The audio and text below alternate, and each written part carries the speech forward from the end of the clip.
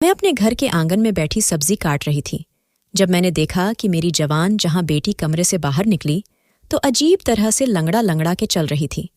मैंने कहा, है लड़की, यह क्या कर रही है? किस तरह से चल रही है? तो कहने लगी, इस तरह से नहीं चलूं तो और किस तरह से चलूं? आपको क्या पता मेरी हालत क्या है?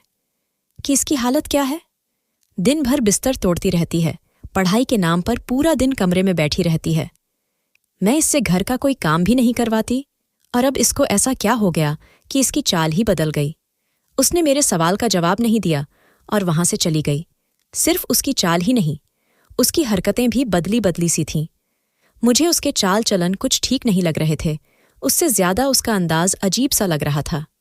ऐसा लगता था जैसे सारे समाज की सताई हुई है, सबसे ज्यादा परेशानी इसी को है। खैर, अभी यह सभी सोच रही थी कि मेरा पति कमरे से बाहर आया। मैंने कहा, आप रात को बेटियों के कमरे में सो गए थे? तो कहने लगा, हाँ, मैं उनको ट्यूशन पढ़ा रहा था। तो वहीं पर सो गया और अजीब तरह से आंगड़ाई लेने लगा। मैंने कहा, आपको जवान बेटियों के कमरे में सोने की क्या जरूरत थी? मुझे तो लगा कि आप सुबह उठकर काम धंधे पर चले गए। तो कहने लगा, नहीं, अभी काम पर जाऊंगा। वह मेरा मर्द था, मैं उसकी हरकतें पहचानती थी। अजीब तरह की हरकतें कर रहा था, ऐसे लगता था जैसे उसने बहुत अच्छी रात गुजारी है। मेरी बेटियां आजकल कुछ अजीब सी रहती थीं। एक दिन मेरे पास आई और कहने लगी कि अम्मा, तुझे क्या बताएंगे, इस घर में क्या हो रहा है?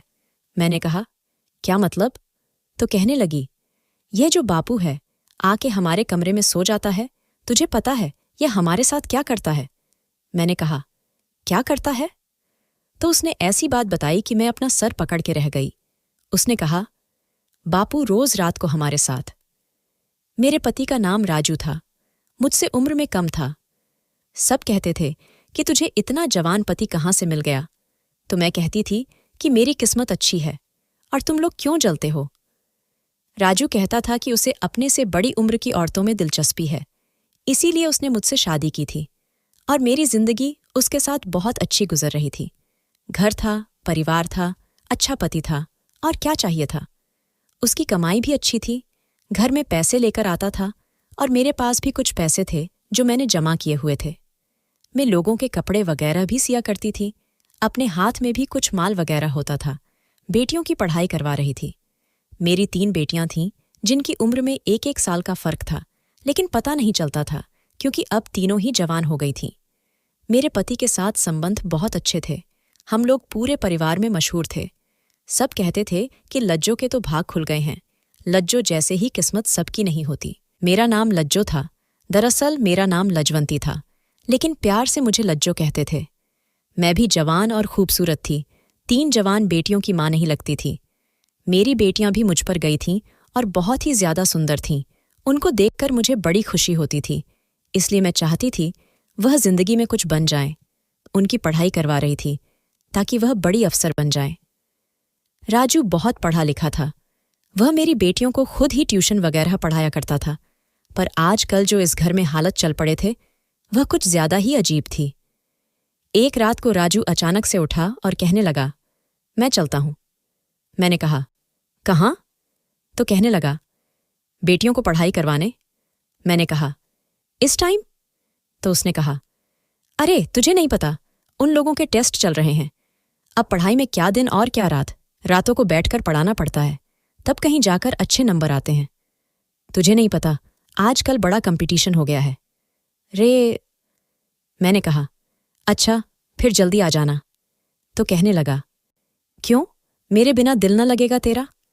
मैंने कहा, तेरे बिना मेरा दिल लगता है, तू ही तो मेरा सुहाग है, सब कुछ है तू मेरा। और फिर आज देख, मौसम कितना अच्छा था और तू चल दिया उन्हें पढ़ाने के लिए। उसने कहा, उनकी पढ़ाई ज्यादा जरूरी है मेरी जान, तो फिक्र नहीं कर, हमारे पास तो सारे जिंदगी पड़ी है।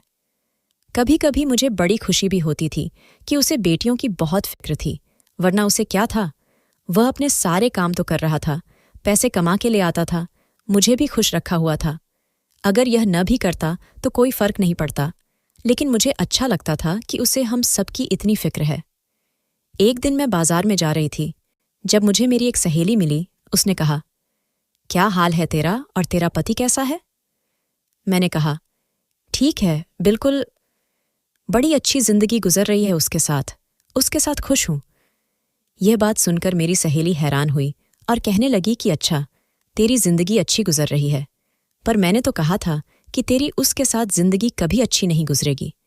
मैंने कहा कि हाँ, मुझे याद है, तू तो मेरी शादी वाले दिन मुझे मंडप से उठाने के लिए आ गई थी।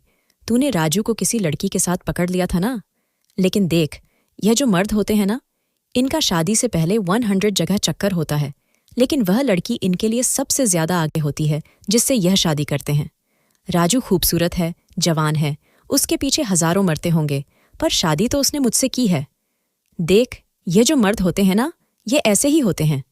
अब आप कहीं से ऐसा मर्द ढूंढ कर नहीं ला सकते जो बहुत ही अच्छा हो और उसने कभी किसी लड़की को नजर भर के भी न देखा हो। ऐसा मर्द ढूंढने निकलेंगे ना तो कोई भी नहीं मिलेगा। थोड़ा बहुत तो सोचना पड़ता है। वह क्या कहते हैं, इंग्लिश में एडजस्ट करना पड़ता है। वह कहने लगी, हाँ, मुझे पता था कि तू बड़ी अच्छी तरह एडजस्ट कर लेगी, लेकिन यह नहीं पता था कि इतने सालों तक कर लेगी। चल, अच्छी बात है, कोई अपने घर में खुश रहे तो हमें क्या, पर तेरा पति आंखों का बड़ा कच्चा है, उसकी आंखें बड़ी मटकी हैं। मैंने कहा, अब नहीं, ऐसा होता नहीं, अब तो मैं ही मैं हूं, सिर्फ अपनी उंगली पर लपेट लिया है। मैंने उसको हम दोनों सहेलियों ने हंसना शुरू कर दिया। वह भी हंसने लगी। उसने कहा, यह तो फिर बहुत अच्छा हुआ, अगर तूने ऐसा कर लिया है तो और क्या चाहिए। चल ठीक है, मैं चलती हूं, घर बदल रही हूं, इसलिए बहुत मसरूफ हूं। मैंने कहा, जब घर बना ले तो मुझे बताना, मैं तेरे घर तुझसे मिलने आऊंगी, साथ तेरा घर भी देख लूंगी। उसने कहा, तू आ जाना, लेकिन अपने पति को लेकर न आना। मैंने कहा, यह क्या बात कर दी, पति को लेकर क्यों ना आऊं? तो उसने कहा, मुझे गलत न समझना, पर मेरी जवान बेटी है। मैंने कहा, कैसी बातें कर रही है तू इस बात पर? वह फिर से हंसने लगी और कहने लगी कि उस पर तुझे भरोसा है, मुझे नहीं है। मुझे पता था कि वो मजाक कर रही है, इसलिए मैंने उसकी बात का बुरा नहीं माना।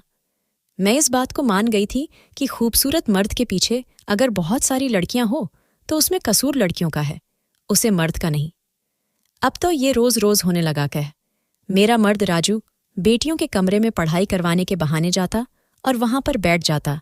मैं उसका इंतजार करती रहती, जबकि वह कहकर जाता था कि मैं जल्दी आ जाऊंगा, लेकिन मैं भी पूरे दिन के काम होते थकी होती थी तो सो जाती थी। सुबह वह बेटियों के कमरे से बाहर निकलता था। मैं पूछती, कह, रात भर क्या करते रहे तू? तो कहता, कह, पढ़ाते पढ़ाते ही नींद आ गई थी, पता ही नहीं चला कब सुबह हो गई। मैंने कहा, ऐसी भी कौन सी नींद? तो कहता, कह, तुम्हें तो पता है मैं जवान आदमी हूं, मुझे तो ऐसी ही नींद आती। मैंने कहा, क्या, और मैं क्या बुरी हूं? तो कहने लगा, नहीं नहीं, तुम तो मुझसे भी ज्यादा जवान हो। मेरा मर्द बातें बहुत अच्छी अच्छी करता था, यही वजह थी कि मैं उसके सामने कुछ बोल नहीं पाती थी। मैंने अपनी बेटी रिमला को लंगड़ा लंगड़ा के चलते देखा था। ये कोई आम बात नहीं थी। आखिर क्या मसला था? जब मैंने उससे पूछा तो उसने मुझे कहने लगी, कोई बात नहीं है। कहने लगी, कोई भी बात नहीं है, मैं बिल्कुल ठीक हूं, और ठीक तरह से चलने की कोशिश करने लगी। मैंने कहा, अब मैंने तुझे देखा तो तू इस तरह से चल रही थी, और अब तो कह रही है कि मैं ठीक हूं, क्या मसला है तुझे? तो कहने लगी, कोई मसला नहीं है, मुझसे नजर नहीं मिला रही थी, शायद कोई बात थी जो वह छुपा रही थी। एक दिन मेरी तीनों बेटियां मेरे पास आकर बैठ गईं और कहने लगीं, है अम्मा, हमने कभी ख्याल नहीं किया, लेकिन आपने हमारे लिए बहुत कुर्बानी दी है, हमें आपसे बहुत लगाव है, आप अब हमें बहुत अच्छे लगते हैं। मैंने उनको प्यार किया और कहा, क्या हो गया आज? वह तो नहीं है, वो क्या कहते हैं माँ का दिन। तुम लोग आज सारी मेरे पास आकर बैठ गई हो तो कहने लगे कि नहीं, बस हमें एहसास हो गया है कि आप बहुत अच्छी इंसान हैं। आपने हमेशा अपने बारे में नहीं बल्कि हमारे बारे में सोचा है। मैंने कहा, कोई बड़ी बात नहीं, मन तो ऐसी ही होती है, और मुझे तो हमेशा से ही मन बनने का शौक था। तुम लोगों को आज क्या हो गया? थोड़ी देर बाद में देख के हैरान रह गई कि वह तीनों ही रोने लगीं, लेकिन जैसे ही राजू वहां पर आया और उसने उन तीनों को देखा तो वह फौरन अपने आंसू साफ करने लगे। मैंने कहा, देख तो, तुम्हारी बेटियां आज कैसे रो रही हैं? पता नहीं इनको क्या हो गया, लगता है इन सब ने कोई इमोशनल फिल्म देख ली है। तो वह हंस पड़ा और उसने कहा कि फिल्म तो नहीं देखी, लेकिन लगता है इनके दिमाग खराब हो गए हैं। उसने यह बात ठीक से नहीं बोली और अपने से डांट भी पीसे। मैंने कहा, तुम क्यों गुस्सा कर रहे हो? तो कहने लगा, इसलिए कि आज रिमला का जन्मदिन है और यह घर में इस तरह का महत्वपूर्ण माहौल बनाकर बैठ गई है। रिमला हैरान रह गई। आज तो सच में ही उसका जन्मदिन था और वह अपना जन्मदिन बहुत खुशी से मनाया करती थी, लेकिन इस बार भूल कैसे गई, और मैं भी भूल गई। उसने कहा, लेकिन मैं नहीं भूला था। उसने एक केक हमारी तरफ बढ़ा दिया। कहने लगा, चलो केक कटते हैं। जब वह सबका इतना ख्याल रखता था तो मुझे बहुत अच्छा लगता था। मैंने सोचा कि आज हम एक दूसरे के साथ बहुत अच्छा वक्त गुजरेंगे, पर मैं तो इंतजार ही करती रहेगी, और वह बेटियों के कमरे में चला गया। मैंने कहा कि यह पता नहीं इनके टेस्ट कब खत्म हो गए। मेरे पति को मुझसे दूर किया हुआ है।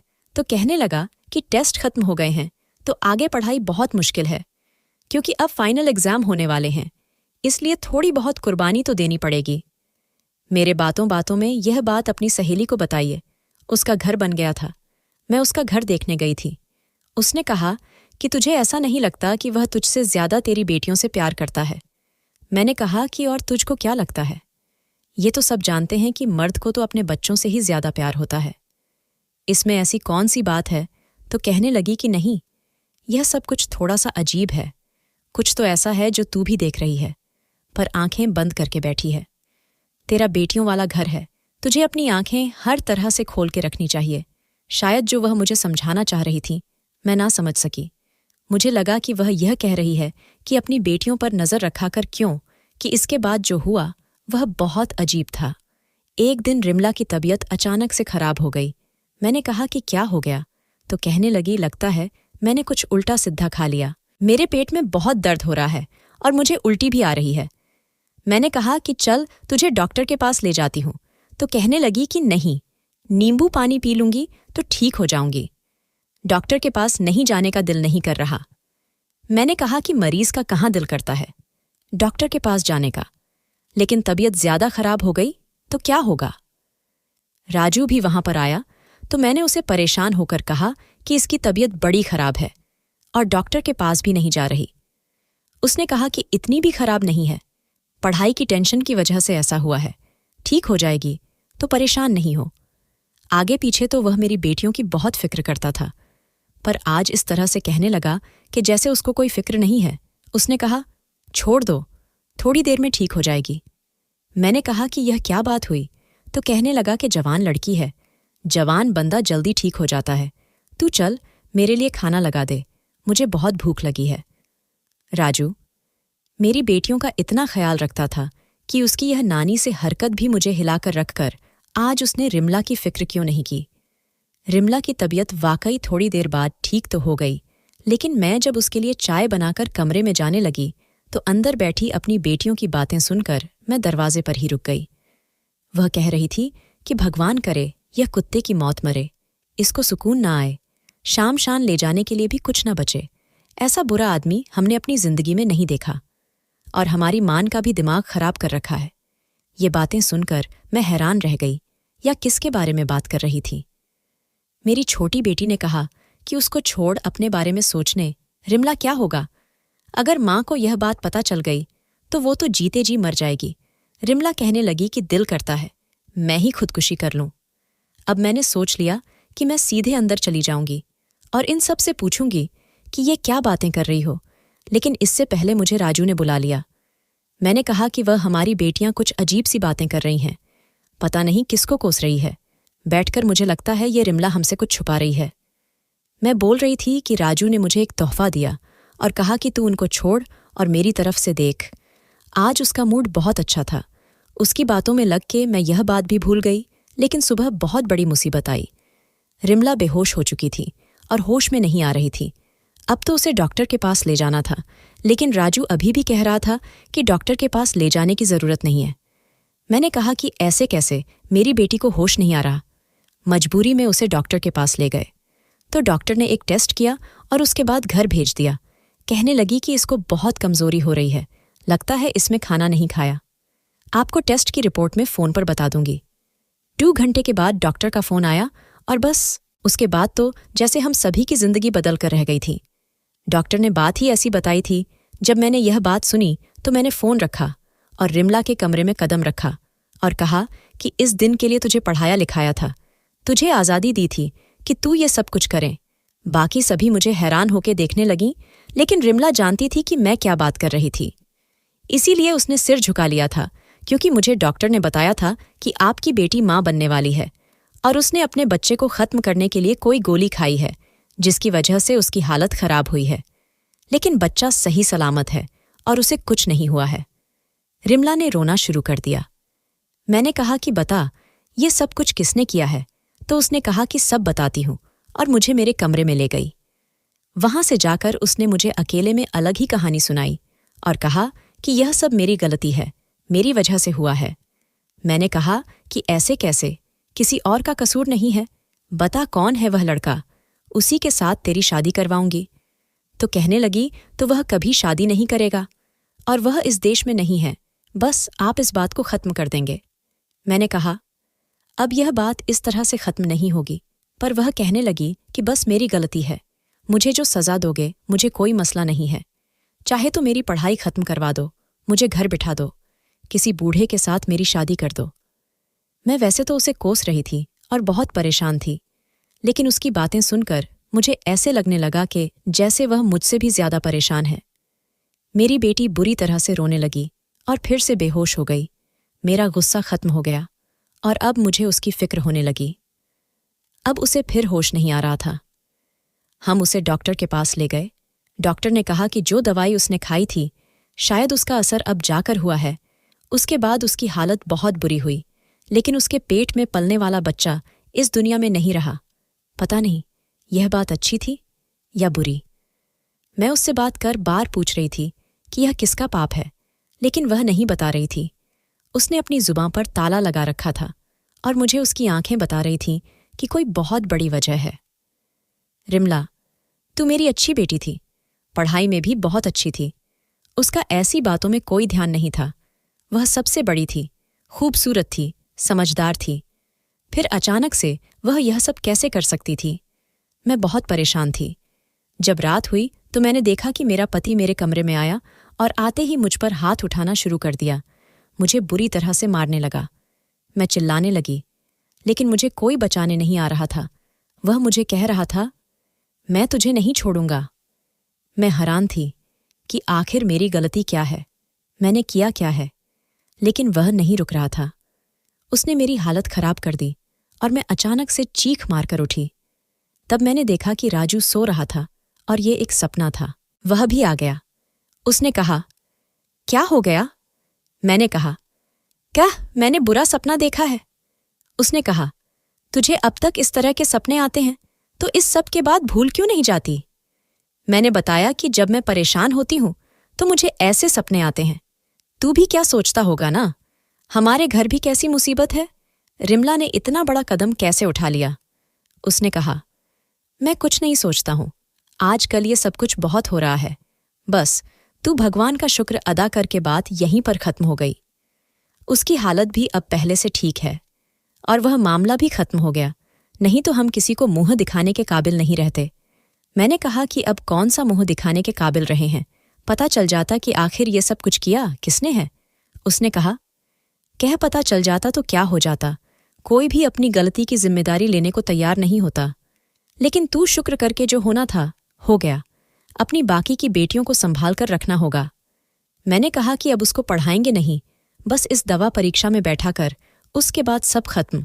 तो उसने कहा, नहीं नहीं, इसमें उसकी कोई गलती नहीं है।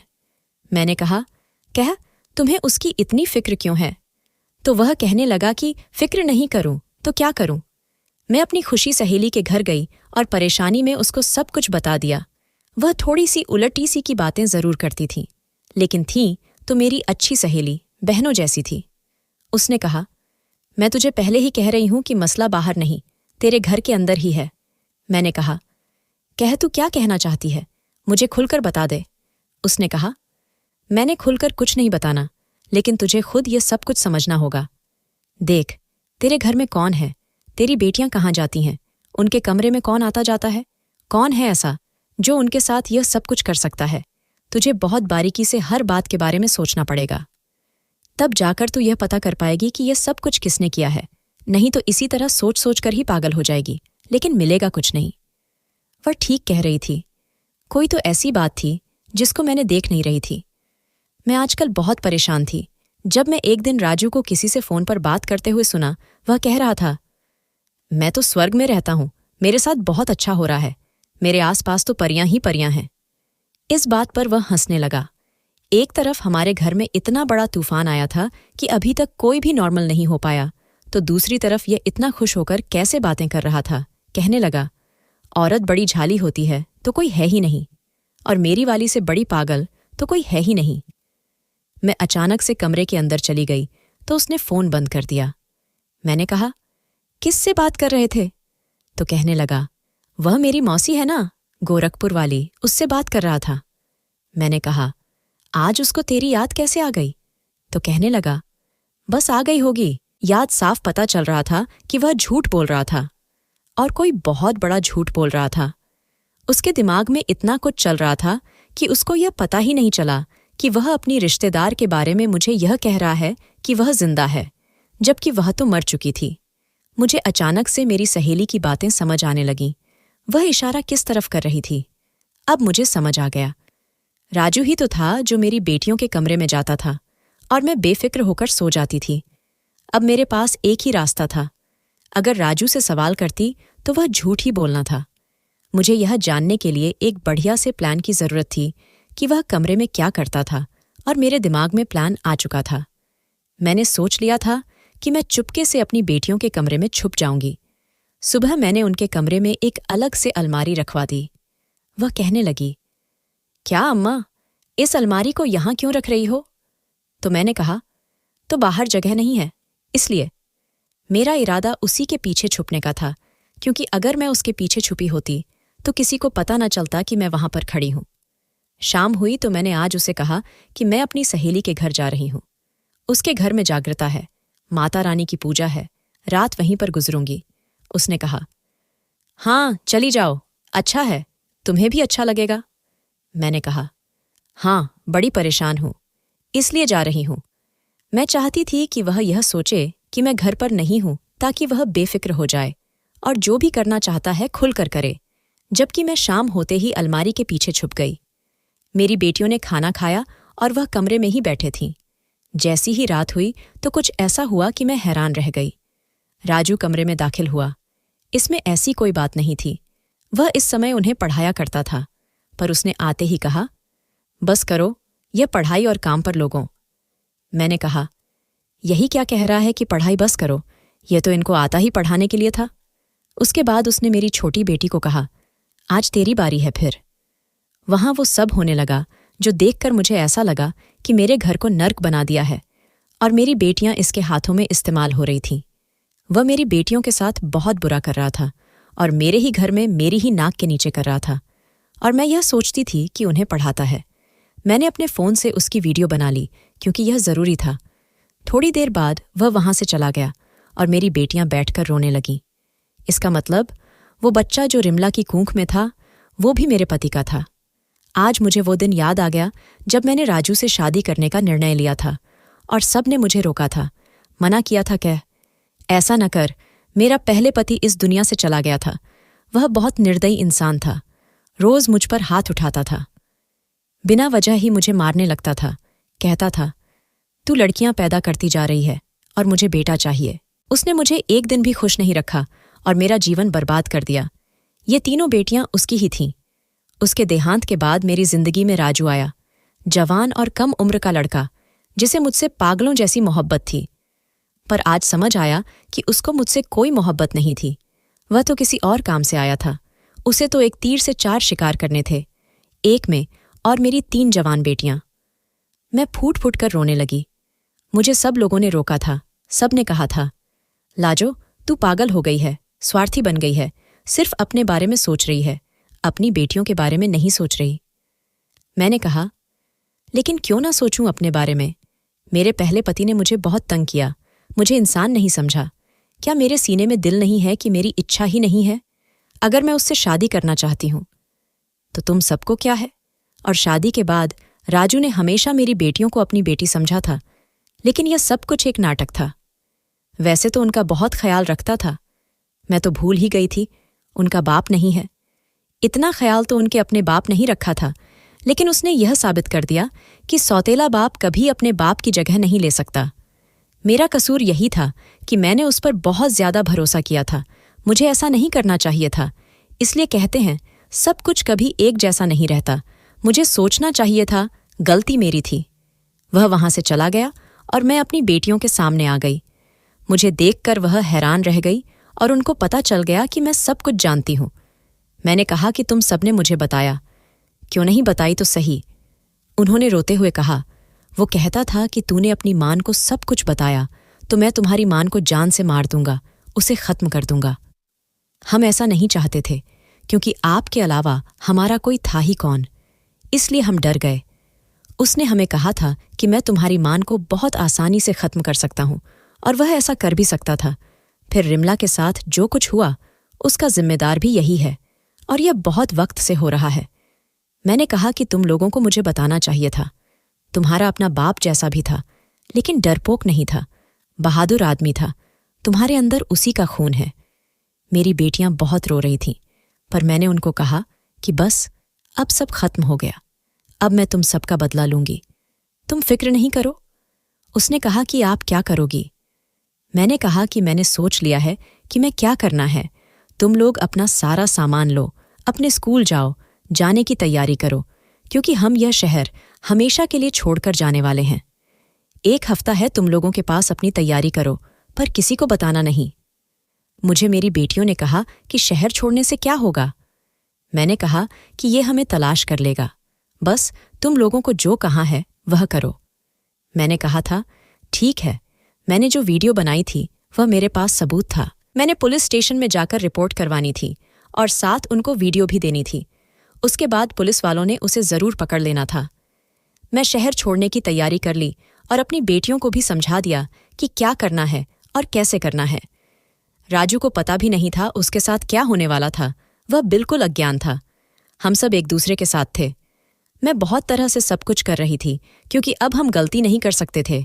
पहले ही मुझसे बहुत गलती हुई थी। मेरी दोस्त जानती थी राजू एक बुरा इंसान था। जब हमारे फेरे होने लगे थे तो उसने मुझे बताया था कि अभी भी तेरे पास वक्त है।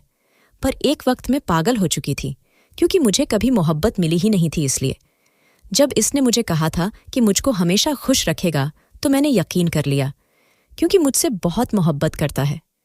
मेरी बेटियों को अपनी बेटियां समझेगा। वह शुरू शुरू में ऐसा ही था। अभी हमारी शादी को 7 साल हुए थे। मुझ पर समाज ने उंगली उठाई थी। कहा था कि इसको अपनी बेटियों का ख्याल नहीं है, बुढ़ापे में शादी कर रही है, बूढ़ी हो गई है। लेकिन शादी कर रही मैंने किसी की बात नहीं सुनी थी, और मैं अपने आप को सही समझती थी। लेकिन मुझे लोगों की बातें सुननी चाहिए थी। हम समाज में रहते हैं तो हमको इसकी बातें भी सुननी पड़ती है। मैंने जाने का इंतजाम कर लिया और पुलिस वालों को सारे सबूत दे दिए। जैसे ही हम अपने मोहल्ले की गली से निकल रहे थे, पुलिस की गाड़ी हमारे घर की तरफ जा रही थी और राजू घर में अकेला था। पुलिस से बच भी जाता तो उसके लिए यही सजा काफी थी कि मैंने उसको हमेशा के लिए छोड़ दिया था। मुझे पहले ही रात को नींद नहीं आती थी, अब तो बिल्कुल नहीं आती। ऐसा लगता है कि मेरी बेटियों के साथ जो कुछ हुआ है वह राजू ने नहीं, मैंने किया है। हम दूसरे शहर में आ गए हैं। मेरी बेटियों की पढ़ाई पूरी हो गई, नौकरी करती हैं, और मैं भी अपना घर चलाती हूं। लेकिन फिर भी मुझे ऐसा लगता है कि ये सब कुछ मेरी बेवकूफ़ी की वजह से हुआ है। अपने आप को बहुत बुरा भला कहते हूं। रात को नींद नहीं आती है, बस जिंदगी इसी तरह गुजर रही है। दिल करता है कि जान दे दूंगी अपनी बेटियों के लिए, जिन्हें मुझसे बहुत मोहब्बत है।